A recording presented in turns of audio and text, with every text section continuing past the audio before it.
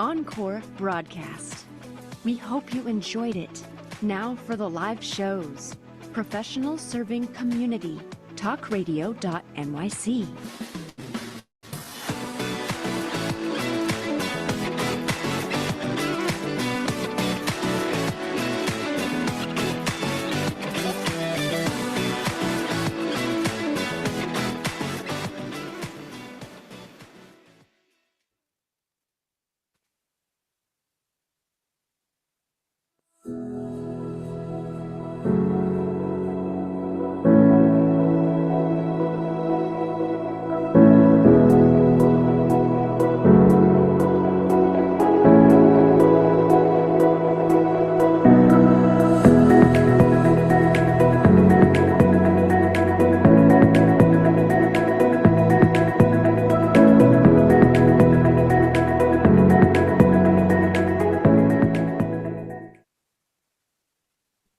Hello and welcome back to the Expansion Room.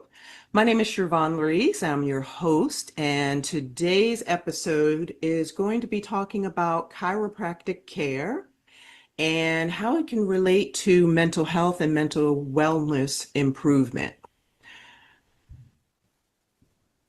All right. And today we have a special guest, my own personal chiropractor, Dr. Terrence McCullough Jr. And I have had a long history with chiropractic care. 25 or so years ago, I was in a car accident where I had some neck injury. And the first time I walked into a chiropractic's office was for care around pain and pain management just after that accident. And I was actually working with Dr. Terrence McCullough Sr. at that time. And things got all good and better. And then I moved out of the town that I lived in at the time and moved back 20 years later and came back to find that Dr. McCullough Jr. had started to take over the practice. And so I started to go back for my own maintenance because I felt like some of those old creaky pain points were starting to slip back in 20 plus years later. And so now I go a couple of times a month for maintenance, and it feels good for my body to have the right kind of care in this way to keep me balanced. So we'll talk about what that can look like today. So Dr. McCullough, can you unmute yourself and share a little bit about yourself? Introduce yourself to the audience, and share with us a little bit of history about your practice and chiropractic care in this country.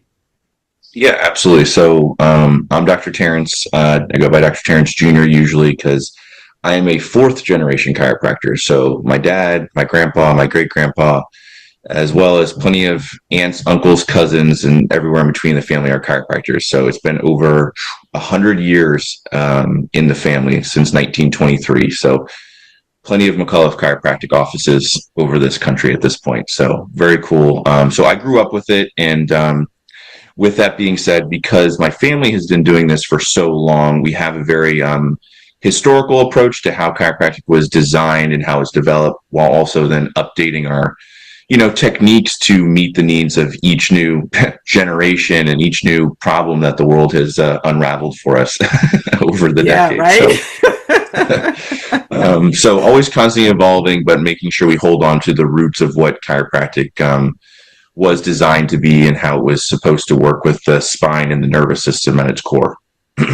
Nice.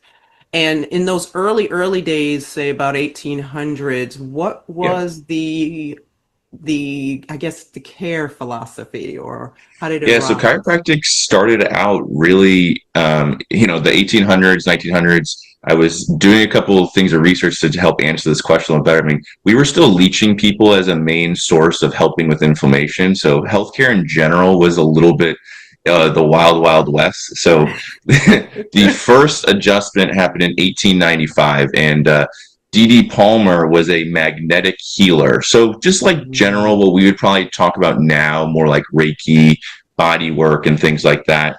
And he noticed on I would say patient, but I don't know if they knew what they're that he was going to be Right. his first patient at the time.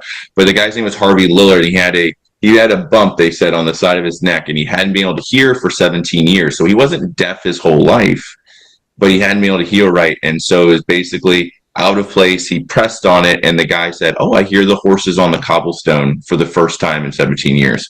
So it never started as a pain profession. It started out as a balancing and muscle work and finding the nervous system, and it expanded from there. So as they built their philosophy and treatment protocols, Dee Dee's son BJ, who's really the main propagator of chiropractic to the world, he founded the first school, and he really pushed the science behind what the philosophy started out as. And that's where they came up with the subluxation, which is a term that chiropractic has been founded on, which is a misalignment in the spine that causes nerve pressure. And that's what chiropractors really focus on. And those nerves go so many different places in our body, literally everywhere, and Everywhere. connect down and back. So that feedback loop is so important for what we do. And that's the basis of what chiropractic was founded on. And it's just added things over the years, just like other healthcare modalities and professions have. Some specialize down and others expand. And ours has done more of the expanding than the specializing down at this point. But it's an ever-changing landscape. Yeah, pretty much like everything else is, or at least should be. Yeah, right. Yeah, wonderful. Thank you for that. I didn't realize that some of that farther back history. So thank you. Perfect. And so in the evolution, I remember, I'm old enough to remember when chiropractic care was not covered by insurance and people thought it was weird or woo-woo and some alternative thing that people would do. What was the shift that caused like mainstream healthcare to go, oh, we need to take a better look at this or a second look at this? Yeah, so two big things. So one thing that BJ did early in the 1900s was he really pushed for chiropractors to be able to use X-ray and use that for research, not only for what was changing over time, but then to have a better diagnosis or prognosis protocol for this is what we're correcting, this is where the problem is, and tie some of those more subjective findings, it hurts here, it hurts when I do this, to more objective things and do things like build out the Merrick chart, which is the this nerve goes to this organ, this nerve goes to this muscle. It's called the Merrick chart, those type of things. I love that chart in your office. Yeah. Yes. So those pieces of research and information help build the efficacy of chiropractic. And then I'm going to glaze over a dirty part of history. There was a giant lawsuit where the AMA was actively trying to squash chiropractic as a profession in the 60s. Okay. So once that was settled and there was no active coordination from mainstream medicine to keep chiropractic down, it was open season for us to become more mainstream. Okay. So then that was probably maybe a good thing. So that would be the 60s. So then it took then into the 70s and then the 80s where it really opened back up because it was like, basically our clients want this, so we should cover it. And obviously insurance was very different in the 80s and the 90s than it is today. Absolutely. But it was a part of that expansion of benefits that a lot of different insurance companies experienced. And it was really good for the profession. And then getting the last domino to fall for, real acceptance overall was when Medicare started covering chiropractic for at least acute conditions. They don't cover everything because it's Medicare, but that's essentially a big federal government red stamp of approval if you're covered by Medicare. That is true. That is very true. There's good and the bad of that, right? But it is a part of the acceptance of it. Yeah. Okay. And how does chiropractic, because I've experienced this, but I would love you to share with the audience, how does chiropractic care approach whole person wellness, which is part of the new paradigm in my mind of where we're going in mental health, and I believe where we need to go in physical health as well? Yeah, absolutely. So with chiropractic, you want to always take a full body approach because the real question isn't for us isn't where it hurts, it's why, right? And Mm-hmm. so just because someone's foot hurts doesn't mean that it's something going on in the foot. It obviously could be the nerve in the low back or an entrapment along the way. That's an easy example to kind of picture in our heads. Doesn't mean I'm not going to check the foot and make sure I rule out all those different things that could be causing it. But if Right. you take a wider lens of the patient, their problems, and have the training both anatomically, neurologically, physiologically to build those things out and make sure you're getting to, a little bit of a trendy term, the root cause.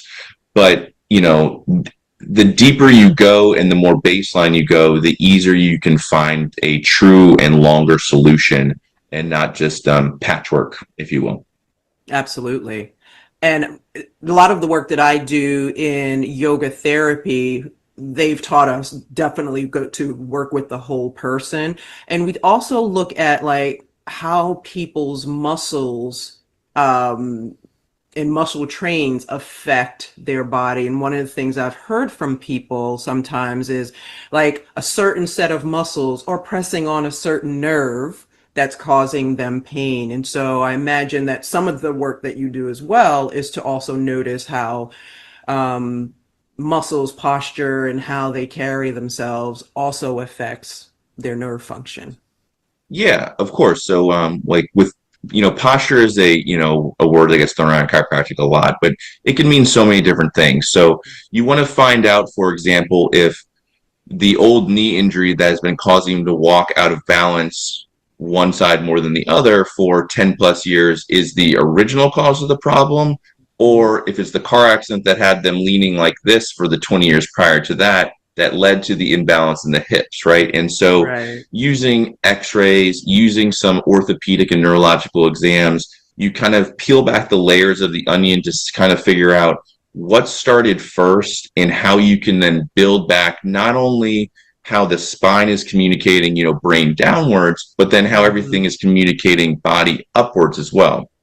Because our Yeah. brain needs that stimulation and nutrition through movement. And if you don't, that's where a mental health or anxiety and things like that, when you stop moving as well, then the cycle propagates and gets worse. And so, when chiropractic helps the movement patterns, then it's helping Mhm. your feedback loop for all of your other patterns as well. Absolutely. Fix one thing and it affects everything very much. One of the things I talk about in with clients, especially those who have depression that keeps them less movement oriented, I'll say, or as we say in medical terms, sedentary, is trying to get them to move because it Absolutely. helps to move that energy, right? And if they can just go for a walk for 10 minutes around their neighborhood, it shifts everything for people. And I know for me, when I've had physical pain in my body, even though I don't want to move in that moment, I find that movement helps, because it helps to move that energy. And when I come to see you, if I've been stiff, stuck, my favorite times to come see you is after a long road trip because we're just folded up in a car for hours. And then I'm just like, I Agreed. just need to get into the office. Agreed. And so it feels like the movement that you do through adjustment also gives almost that same relief of getting out and going for a walk. Well, yeah, and it releases very similar, neurotransmitters, and it leads to a similar dopamine response. Um, and I would never say that the adjustment would replace exercise or movement Right. entirely, but they work as simpatico as possible, right? They're the Exactly. 1-2 punch, if you will. So I 100% agree with that, Siobhan. Excellent. All right. Well, we're going to take a break. And when we come back, we're going to talk a little bit more about the nervous system in chiropractic care and move into the mental health side of this. So come on back. Are you a conscious co-creator? Are you on a quest to raise your vibration and your consciousness? I'm Sam Leibowitz, your conscious consultant, and on my show, The Conscious Consultant Hour Awakening Humanity, we will touch upon all these topics and more. Listen live at our new time on Thursdays at 12 noon Eastern Time. That's The Conscious Consultant Hour Awakening Humanity, Thursdays 12 noon on talkradio.nyc.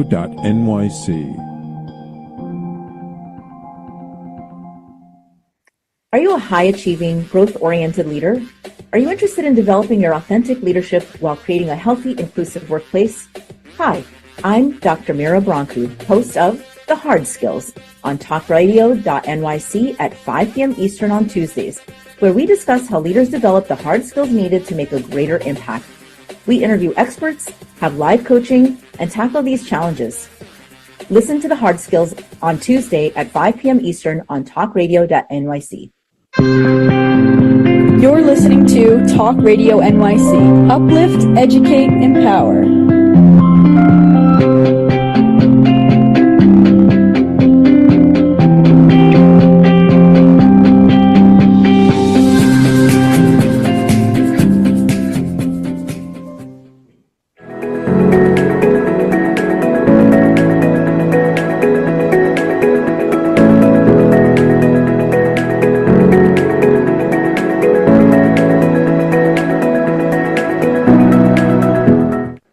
Welcome back to the expansion room, where today we are talking about chiropractic care and its effect on mental health.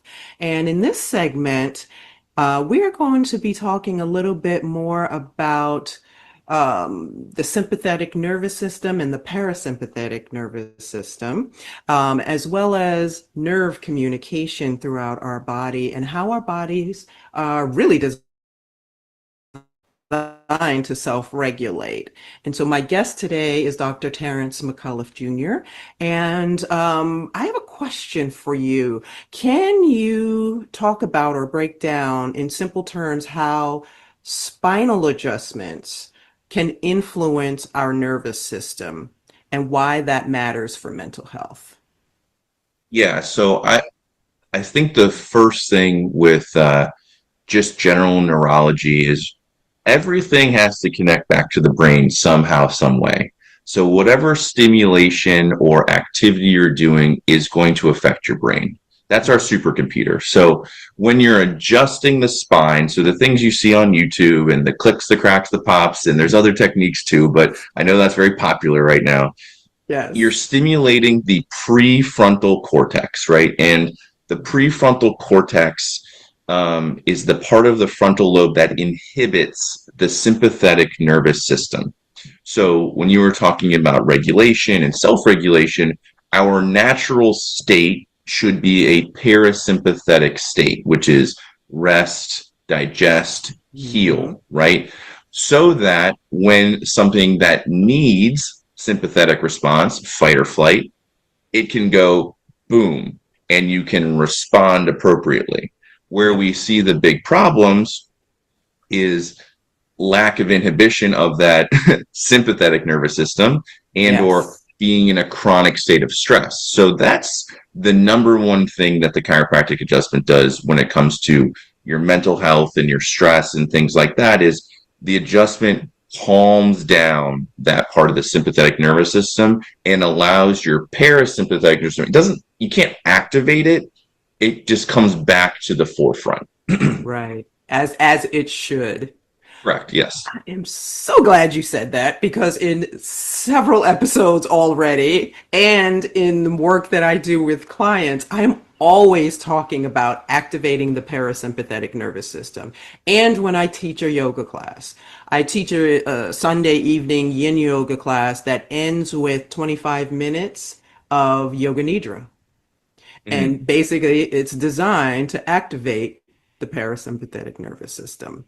And I've often said to people, we live in our modern times in sympathetic nervous. It's almost like as soon as you walk out the door, it turns on. And hopefully your home environment is calm enough that when you walk back in the door, that turns down and your parasympathetic turns up. So I'm so glad to hear you put it in those terms, that that is what is designed to happen with adjustments. And Yeah, and so, yeah, go ahead. with the other thing too is with the when you work with the adjustment, like so some of the things we do in our office that not everyone does, but I'm sure many chiropractors do, is we do the adjustment, and then the thing right after we do is the traction table, the IST table. And it's most people don't understand that it does help with the spine and things like that. But quite honestly, if I could get every patient after they got adjusted to just lay down in a dark room for 10-15 minutes and just chill, that would be almost as valuable as anything that machine does, because you just have to let things balance out, and we just don't take the time, like you were saying. Sometimes it's hard. We're busy. Absolutely. I get it, but Absolutely. I agree. That 5 minutes that I take on the table is like I put it almost akin to just taking a moment for meditation after my yeah. adjustment. And I never get on my phone. I sometimes look over and people are like on their phones. And it makes me laugh. I'm like, you are missing out. But at least they're on the table. I hope that what they're dealing with is as important as their health in that moment, and they do something else Exactly. to balance that out later. I try not to judge, Exactly. but I think the same things too. It's like whatever game you're playing on your phone could have waited 5 minutes. You could have just relaxed, but oh well. Indeed. It reminds me of, so I've also incorporated at different points in my life acupuncture. Mhm. And acupuncture has that same idea. Once you have all the pins and they come and they remove the pins, or even while you've got the pins, they allow for this length of time for you to just lie there.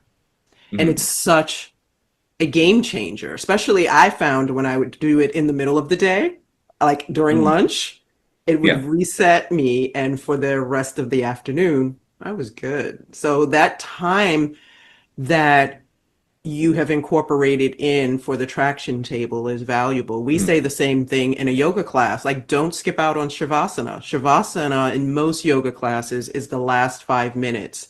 When I teach, I try to make it the last 10 minutes so Mhm. that people's bodies can relax and incorporate the poses and the movements they did, but also to just give them time, right? Mhm. Instead of rolling up the mat, running out the door, and doing the next thing, But people don't always get the value. You have to almost explain it.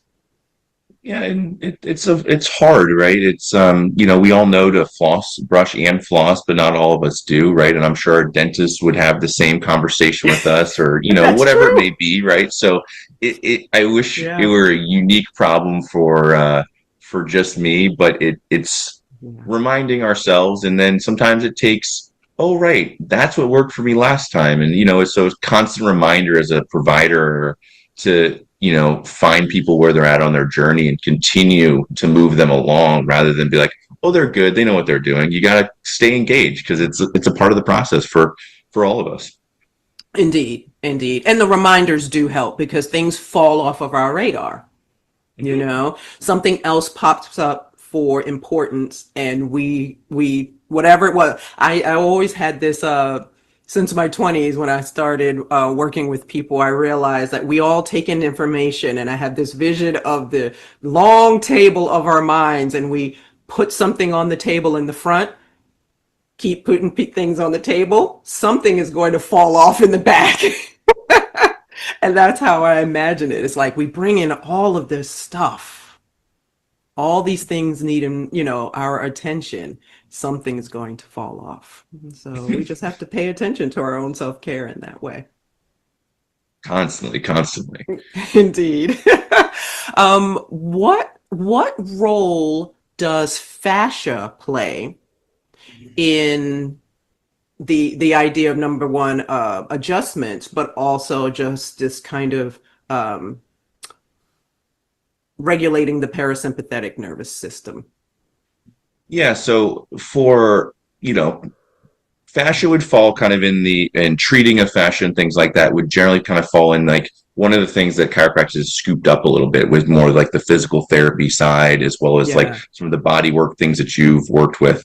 When we're evaluating things from a spine, nervous system, disc spaces versus muscle movement or fascia, different portions, we're looking for like things like how your gait is. So are you balanced? Do you have a head tilt, which would indicate, a brain dominance, a right brain versus a left brain, which then obviously changes your coordination or changes the forward head posture. So we're always going to look at the controlling pattern first with the nerves, and then obviously rule out anything like a tear, inflammation, bursitis, rotator cuff, and things like that, and then manage appropriately orthopedically and neurologically to kind of meet in the middle. So with fascia specifically, if I were to find an injury or if I were to see an imbalance, the first thing we would do would be work on the spine and that nerve control of it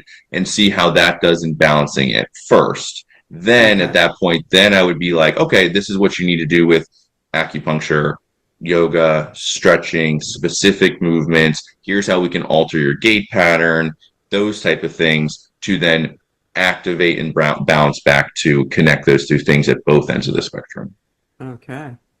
Nice. Because I think fascia is one of the things that is, I would say, not talked about enough. But yeah, there is that. Well, in a lot of the fascia, the other part with fascia too is that it can be a storage site for toxins and things in our body. Yeah. So like particularly with medications and things that have longer half-lives, that's something that as you start to move it or strip it or do these different detoxes and things like that, you'd want to be aware of, and then be aware of what you're feeling through that process. Because you might think you're almost like, oh, I'm not doing anything. Why do I feel this way? But it's kind of like fat tissue and fascia and things like that can store some of those things long term as well. Right. Okay, I had forgotten that. And the drinking of water, you're mentioning toxins, right? So if you're moving and things are releasing, drinking water helps to move things along that much faster. Yeah, absolutely. The more hydrated and the better your diet is and things like that, the easier your body can process all the things that it needs to, right? And, sometimes we talk about inflammation like it's a dirty word, and chronic inflammation really is. But if you roll your ankle and it doesn't inflame, I would be very concerned. Yes. Because it's a natural response to an injury. Where it becomes chronic is where it's not an injury anymore. It's now your life, right? It's not like we were talking about with so many other things. So, if you fall and you're not sore the next day, I would be surprised. That's not necessarily a good thing. If you go to the gym and work out very hard, I would hope you were sore because you had a good workout. Right. It shows that you're alive, right? So it's balancing what is to be expected versus what would be an unexpected result with a lot of these different types of things. Absolutely. Absolutely. Nice. And when people think about coming to a chiropractor for the first time and they have fear because they're like, oh, that looks like it's going to hurt. What do you tell them?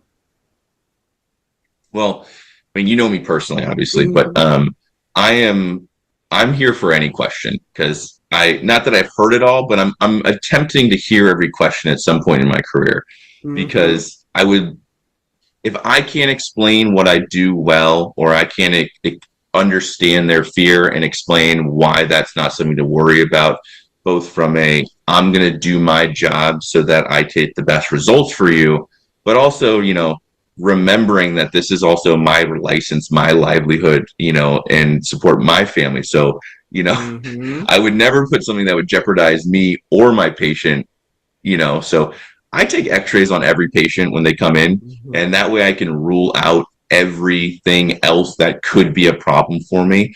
And, or if I see something that isn't a chiropractic concern, I could refer out, and send them to either their primary first, an orthopedic or what have you, or just treat that area completely different with, the different techniques that I know, or softer techniques or different things. And some of those things are preference, whether it be because of fear or things like that. And other things are because that's the best technique for that person in that moment. There you go. So it kind of depends where their fear is coming from. And, sometimes it's not really fear. It's more of like they want to make a joke because it's a more of like a discomfort, getting to know me thing. And other times they really are scared. And so there's a different tone and different conversation. So, I'm open book. So, whatever comes my way, I'm ready to answer for. And sometimes it's funny. And sometimes it's actually like, oh, I heard this or this actually happened. You're like, okay, well, this is why it's not going to happen here in my office. Right. It's funny. Years ago, I had a client who made a really, I felt like it was a crass comment about chiropractic. So she was complaining about something, and I said, "Do you have a chiropractor?" She's like, "That's witch doctory." I was just like, never mind. Well, I did not bring it back up. Maybe not the best referral. Yeah, no, she wasn't even open to it. I was like, okay, never mind. Yeah, exactly. Well, and the other part too is like, just because you have a bad mechanic one time or it wasn't the right fit for you doesn't mean you're never going to take your car to a mechanic ever again. So sometimes it's just making sure that I understand what the experience they had previously, why it didn't work for them, so that I can help meet their expectations both now and moving forward. And, I can't say I do that for everybody, but, it's like therapy, right? It's like therapy. Very much so. I've had many a client who's had a bad experience with a therapist in the past. So on that note, we'll take our next break. And when we come back, we will talk a little bit more about trauma, anxiety, and depression. So come on back. Misalignment within your sales team or with a client stalls deals and creates unnecessary friction for you and the client, resulting in up to 37% lower win rate. If you're in pre-sales, sales management, or sales enablement, and you'd like to increase revenues, win rate, margins, client satisfaction, and stay competitive, this show is for you. Hi, I'm Art Fromm, host of the Making Seamless Sales Show. Please join me live Thursdays at 7 p.m. Eastern on talkradio.nyc. Have you ever wondered what truly lies beneath the calm? I'm Jacinta Yang. Join me every Wednesday at 1 p.m. Eastern Time on Talk Radio NYC as we explore healing, self-discovery, and the space where science meets spirits to help you find peace in a busy world. Take a deep breath and tune in to Beneath the Calm, where every conversations guide you back to the calm within. You're listening to Talk Radio NYC at www.talkradio.nyc. Now broadcasting 24 hours a day.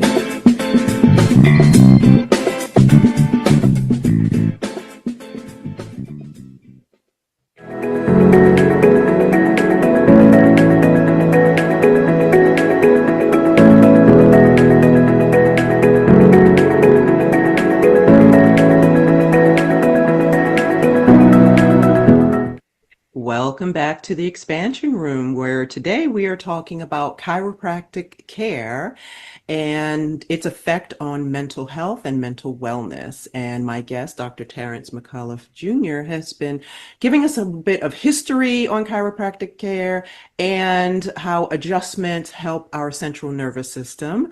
And in this segment, we're going to talk a little bit more about trauma, anxiety, and depression.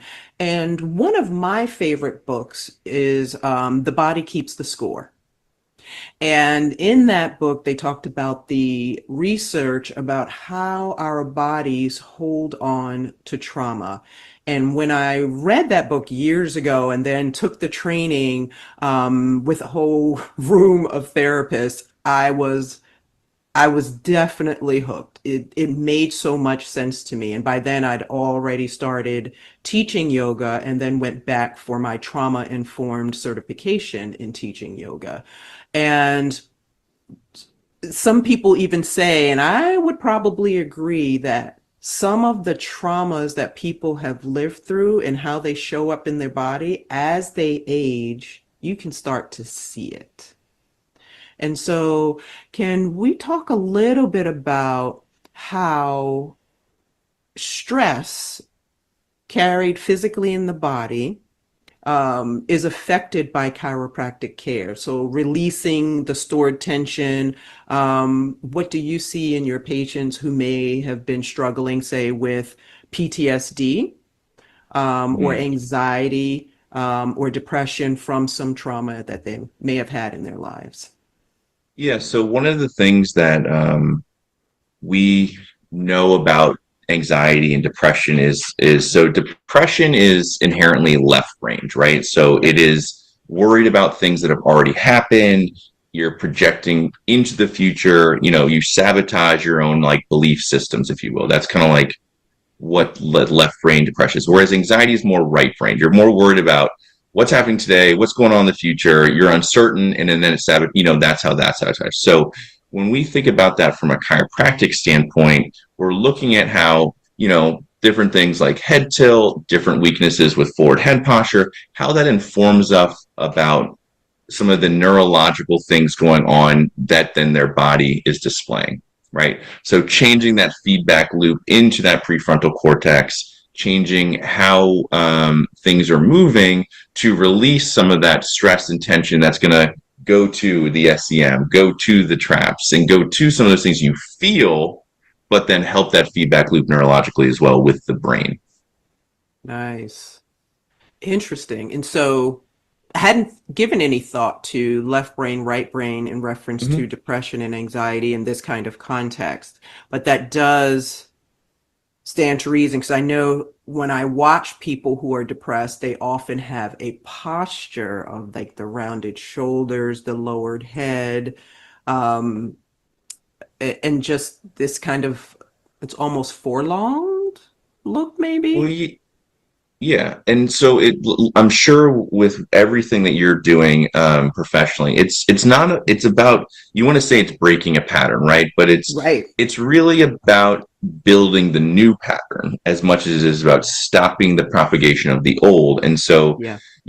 that frontal lobe that does all of our executive function and how we think and stuff like that is stimulated by the chiropractic adjustment. So if that starts to stimulate and this posture gets better, how is that going to feel? But then how much more likely are you going to be able to go do the things that give you a dopamine release, that increase your serotonin levels, that, you know, all those other things. It's the cycle. And so for me, obviously, as a chiropractor, that's where I'm starting from. How can I expand it um, Yeah.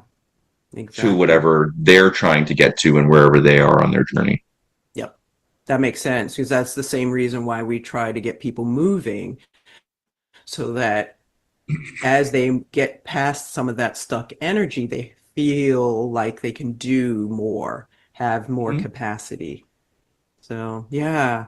And so when you've worked with people, and I don't know if you've worked with people specifically, like we sometimes see people who have experienced trauma, either because they were in the military or they work in law enforcement, or just like lived in a traumatic, neighborhood somewhere. Mhm. And that comes out somehow in your work with them, and you see that displayed in their bodies. What do you share with them that they can do in between sessions, right? So once they're coming to see you regularly and they get to say that once a week and they then need to be doing something on their own, what do you share with Yeah. them?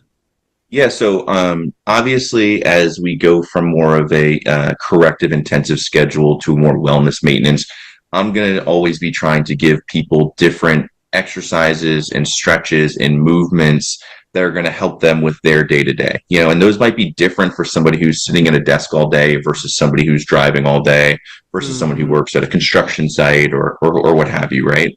And Okay. I'm also going to take into account their x-rays and what they can tolerate and where their baseline is right now. But if I were to give any one major piece of advice to pretty much every patient, I tell them to go outside and walk.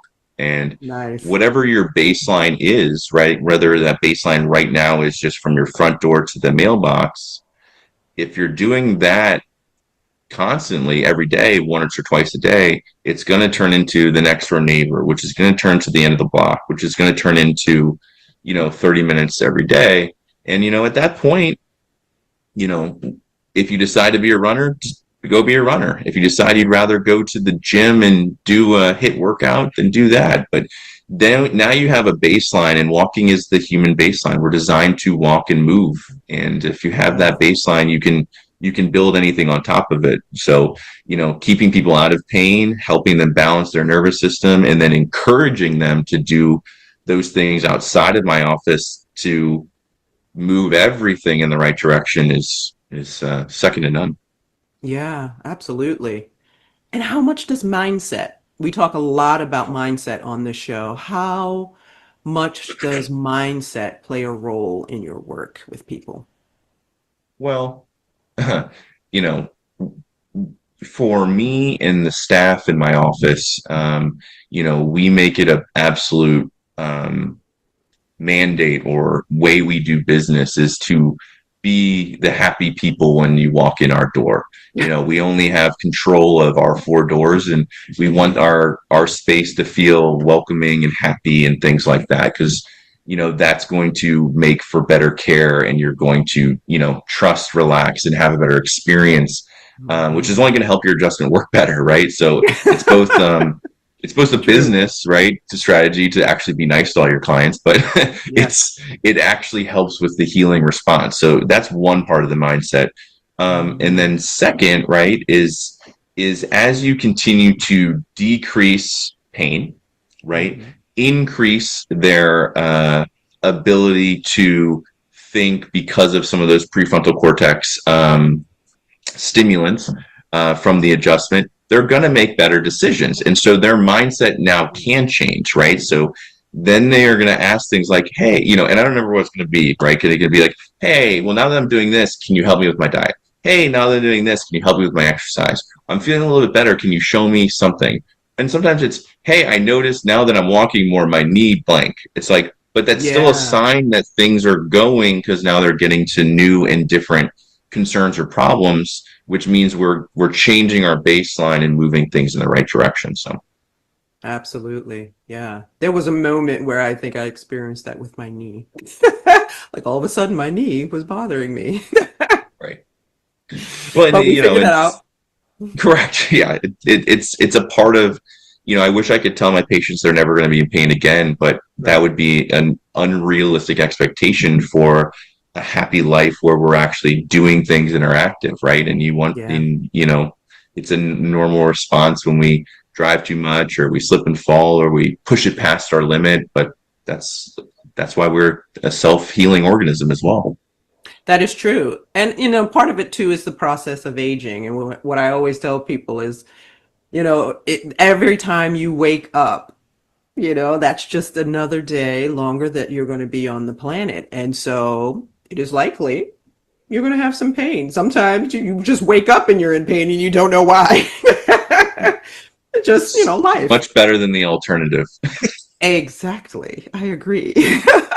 Do you find that chiropractic care works well also for people who have ADD or ADHD? Because that was it's just popped up because that's a population that I work with a fair amount. And I take care of a lot of kids that have ADHD, ADD, behavioral disorders, because it brings ease and tension to the nervous system, right? And so when the big one for that is it helps to, like I said, stimulate the frontal cord, which is our executive decision making, right? So kids with ADD, ADHD, they don't have the ability as well as others to make the decision of don't do that, do this, right? And if you continue to stimulate the correct part of the brain, not the right part of the brain, then you allow them to make the better decisions and focus, right? And so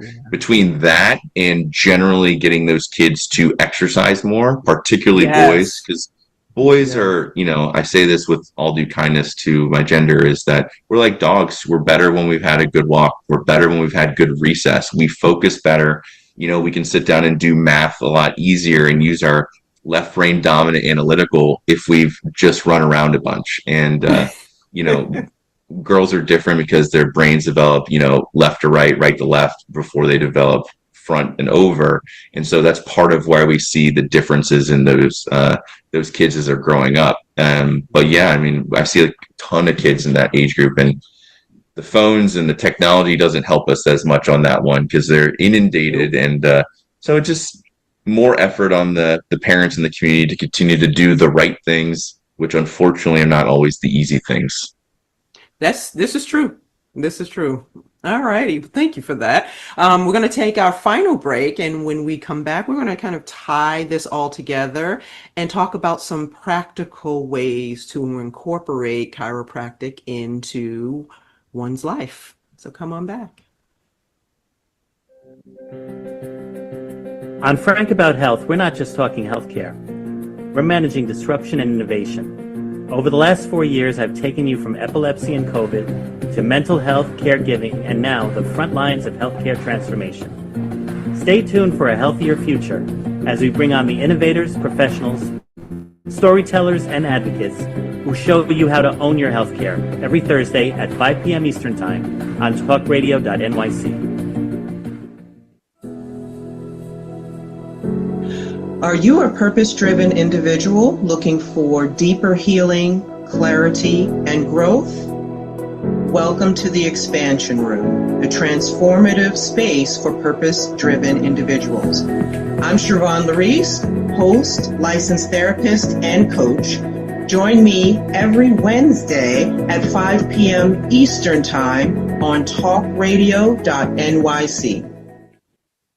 You're listening to Talk Radio NYC at www.talkradio.nyc. Now broadcasting 24 hours a day.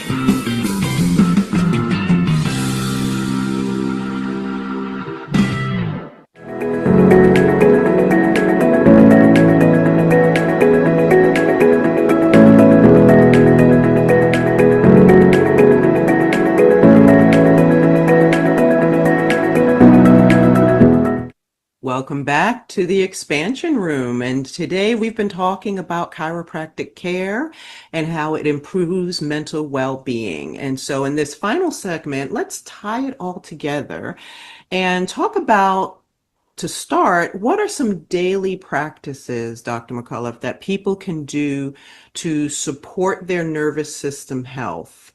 And then we'll talk about how to incorporate chiropractic into their lives. This is going to sound like almost like a bad joke, but it's so important for brain health. Okay. Do something that makes you happy every day, right? And the reason why, if you want the neuro behind it, is when you do something that gives you joy, you have a dopamine release, right? Which increases your serotonin uptake.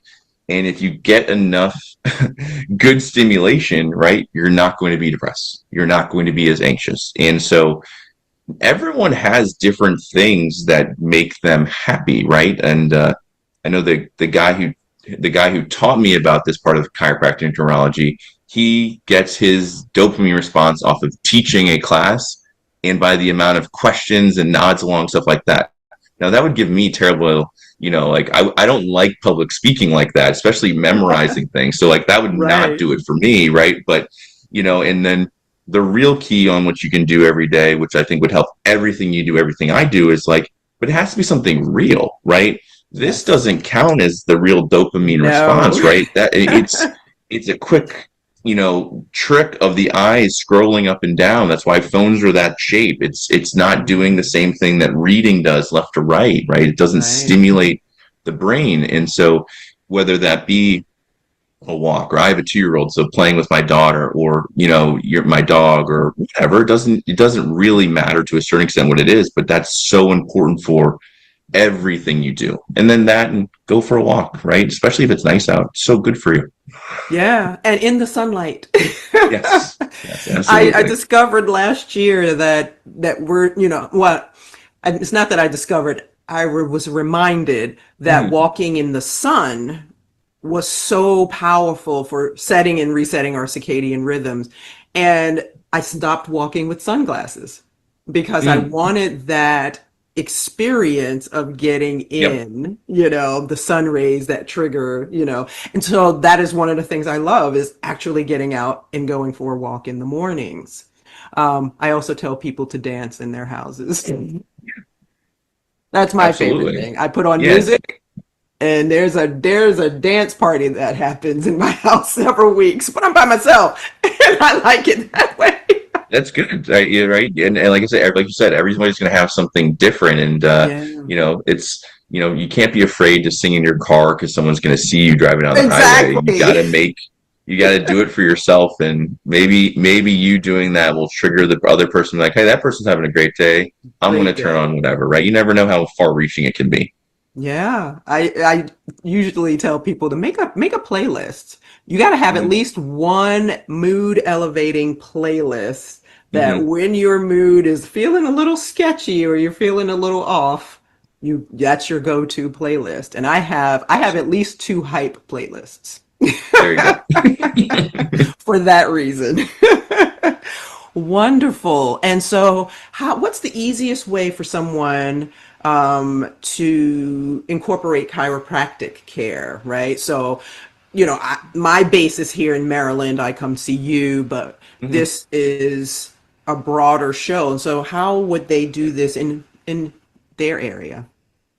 Yeah, I mean, you know, uh, I always try to help anyone that I know, friends, family members, and or family members of practice members. If they don't live in our area, I'll look for chiropractors for them that I think will do a good job. And Nice. and obviously I'm biased. I'm going to look for people who practice more similar to myself. Yeah, yeah, absolutely. We do the And same that's thing as therapists. I would assume that other people might take me off their list if that's not how they practice too. But I would always be looking for personally what I do for friends and family is look for a doc that says they do X-rays because I think there's a lot of clinical value in knowing what's going on underneath. Not as much from a risk management standpoint because that's not really why we take films, but more of a more complete understanding of the neurology biomechanics going on underneath. Okay. Um, Two, I would look for somebody who has, I would make sure their hours work for you, right? I would look at their office hours and see, because if you can't get in, then it's not a good fit, even if they're the best doc around, right? And then, Hmm. yeah, those two things, and then looking for, and even just calling the office and asking, do you work with this condition regularly, right? Mm. Because maybe you're a car accident, we're in a car accident, maybe kids, maybe it's, people who are older, 65 plus, things like that. And maybe that's just not their specialty. So, you know, calling and just asking, the front desk is usually well trained. And if not, you can always ask, just talk to the doc briefly and see if you'd be a good fit because I would expect the average doc would rather spend 5 minutes on the phone with a case that isn't good for them than have them come in as a new patient and have to do all that. Yeah. That's a good point. And I've noticed in your office, you work with families. Like sometimes Yes. whole families trot in to Yes. get their adjustments together. It's almost like the family that gets adjusted together stays together or something. Right. But Yeah. And one of I imagine some spaces are not able to accommodate that, right? correct. Yeah. And so, our hallmark was we call ourselves the family chiropractors. And Yeah. so our family taking care of your family, those types of things. So that's like a big core of our group. But a family can be a couple, it can be, whether they're 85 or 25 or, no kids, two kids, now their kids are at college and it's just the parents now. So, Right. there's so many different things along phases and things along the way. But yeah, making sure that that's what they do. Or if you have a specific thing, like, oh, I had a spinal surgery here, making sure it's somebody who's competent and comfortable with that, because not everybody does everything, right? And not Right. everybody wants to focus on everything. And our profession is just as susceptible to the over specialization as anybody else. Hmm. I actively try not to do that, but that's not what everybody wants to do. Yeah, that's fair. I think I would also add, like, if you're looking for a chiropractor in your area and you've experienced trauma in your life, look for someone who has a trauma-informed philosophy, and ask those specific questions. For some people, they don't like to be touched in certain ways, right? And so having that conversation with your chiropractor and seeing if it's well received, and if it is, then that's the person you move forward with. And if it seems like it's like not, then maybe you keep shopping, right? And Oh, so, absolutely, yeah. yeah, My friend Tess had a something like that this week with me. They're like, this patient called in for this, and it was 13-year-old with some sort of I can't, I don't get the full story because I didn't talk to him, and it was right, like, all these different things, and I was like, okay, well, they're on my desk if I want to go in this afternoon to follow up with, but it's like, no, well, I'll call them and I'll review it with them to make sure this is gonna be a good space for them, and yeah, with that demo, I'm talking both to the mother and the daughter, right? So I've got to thread two right, needles, but being open to that conversation, like you said, and receptive to it, if in a attempting to find a common ground and a way through to get the treatment and things that you need. But there's so many techniques with chiropractic; it shouldn't be that difficult. right. Well, I say Hopefully. that, but I'm flexible and I want to be flexible to help people. So maybe that's And that's the attitude we're looking for. I think that another thing that's helpful in looking for a chiropractor is, do they collaborate with other mental health providers? I know that I have referred people to you, and you have referred people to me, and I think that it makes sense in this mental health landscape, as we're shifting this paradigm, to look for a chiropractor or any other kind of care outside of the traditional medical system who is willing to collaborate, right? Collaborate with your doctors, collaborate with your mental health providers. And so I think that's key as well. And you're very client centered. And that's a hope for me to anyone who's looking for a chiropractor anywhere else. Look for someone who's client centered. Right? They're willing to invite you in to the process of your own care. So it's not just come in, get on the table, get adjusted, get out. Right. right. Yeah, and it's not always easy to build the rapport with somebody in, the first visit or the second visit, but Right. if you're constantly building on that moving forward, they're going to be more open with you with how you're going to take care of them chiropractically, but then also how you can take care of the other things with that, whether it be good advice or a good referral or here's what we can do new or whatever along the way. You can, that rapport and being able to listen and not listen to speak necessarily, but listen to find solutions together is so important in our profession. Probably even bigger with what you guys do. Yes, yes, yes, yes. All right. Well, thank you. So, are there any other tidbits or pieces that we didn't talk about that you would like to add in here at the end? Everyone go see a chiropractor. Come to my office. No, I'm just kidding. I highly No, recommend Dr. McCullough. no, I would say that, if I were to give any true and real feedback is, just like with your mental health, with your exercise, with your dentistry, but also with your chiropractic, right? The earlier you start things before things are an emergency or before things become a problem, the easier things are to manage. So when you feel something coming on, don't wait, right? And be proactive. And sometimes proactive means, seeing somebody, for your spine or seeing someone for mental health less frequently for a longer time. So you don't get to the point where you have to come in and see me every day for 2 weeks to get back to being able to walk again, right? But the same thing goes true for your mental health. Same thing goes true for your exercise, your diet. And, it's another pillar of your health. And so, us chiropractors like seeing wellness patients almost as much as we like seeing, really helping with those miracle cases. And keeping people well for years is, trust me, just as much fun as getting somebody out of pain for the first time in years. Beautiful. What is the longest running client that you've had so far in years? So I've been in the office for 12 years in April, so 11 and a half or so. the longest continuous patient has been coming into the office since 1990. Nice. Okay. That's perfect. I love it. All right. Well, thank you so much for making the time Thank you for having me. and coming and sharing all of the valuable information. It was such a pleasure. Thank you. And to my audience, if you've heard anything that resonated with you and you think that this could be a benefit to someone in your life, please share this video with them, as well as like and subscribe on any platform that you're hearing or seeing this. And join us next week here at the Expansion Room. And until then, take good care.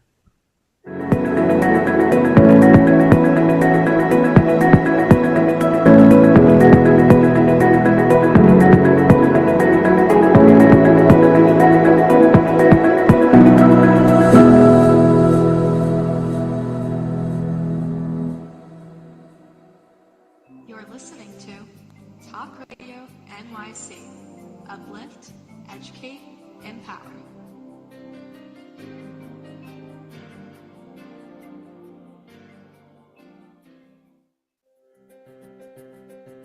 On Frank About Health, we're not just talking healthcare.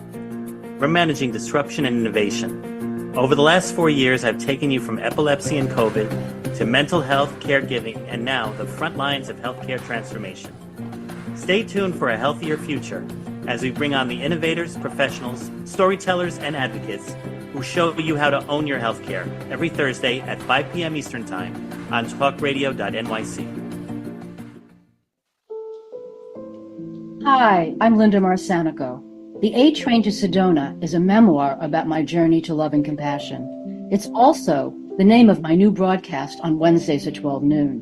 When we are spiritual, we embrace possibilities and ideas, which strengthen our mind, body, spirit, health, and wisdom. On the A Train to Sedona broadcast, I plan to interview guests who embrace these expansive practices. Join us on Wednesdays at 12 noon on Talk Radio New York City. Hey everybody, it's Tommy D, the nonprofit sector connector, coming at you from my attic. Each week here on talkradio.nyc, I host the program Philanthropy in Focus. Nonprofits impact us each and every day, and it's my focus to help them amplify their message and tell their story. Listen each week at 10 a.m. Eastern Standard Time until 11 a.m. Eastern Standard Time, right here on talkradio.nyc.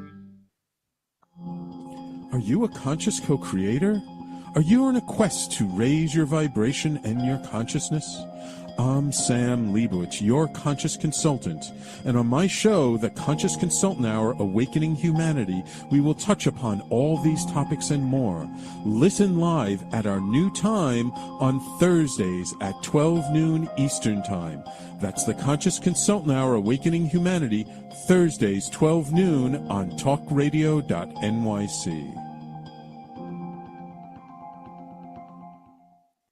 Are you a high-achieving, growth-oriented leader? Are you interested in developing your authentic leadership while creating a healthy, inclusive workplace? Hi, I'm Dr. Mira Brancu, host of The Hard Skills on talkradio.nyc at 5 p.m. Eastern on Tuesdays, where we discuss how leaders develop the hard skills needed to make a greater impact. We interview experts, have live coaching, and tackle these challenges.